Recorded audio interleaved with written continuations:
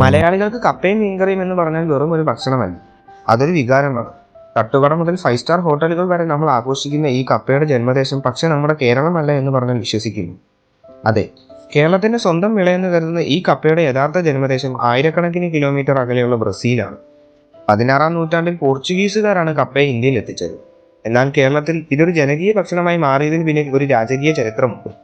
19-ാം നൂറ്റാണ്ടിൽ തിരുവിതാംകൂറിൽ കടുത്ത പട്ടിണി ഉണ്ടായപ്പോൾ ജനങ്ങളുടെ വിശപ്പകറ്റാൻ അന്നത്തെ മഹാരാജാവായിരുന്ന വിശാഖം തിരുനാൾ രാമവർമ്മയാണ് കപ്പ കൃഷി പ്രോത്സാഹിപ്പിച്ചത്. തുടക്കത്തിൽ കപ്പയിൽ വിഷമുണ്ടെന്ന് ജനങ്ങൾ പേടിച്ചിരുന്നു. അതുകൊണ്ട് തന്നെ ഇവർ ഇത് കഴിക്കാൻ മടിച്ചിരുന്നു. അപ്പോൾ മഹാരാജാവ് കൊട്ടാരത്തിൽ കപ്പ കൃഷി ചെയ്ത് അത് സ്വയം പാചകം ചെയ്ത് കഴിച്ച് ജനങ്ങളുടെ ഭയം മാറ്റി. പിന്നീട് അന്നു മുതൽ കേരളത്തിന്റെ ഭക്ഷണ പാരമ്പര്യത്തിന്റെ ഒരു പ്രധാന ഘടകമായി കപ്പ മാറി. അന്ന് പട്ടിണി മാറ്റാൻ തിരുവിതാംകൂറിന്റെ മണ്ണിൽ വേരോടിയ കപ്പ ഇന്ന് ലോകമെമ്പാടുമുള്ള മലയാളികളുടെ ഏറ്റവും പ്രിയപ്പെട്ട ഭക്ഷണങ്ങളിൽ ഒന്നാണ്.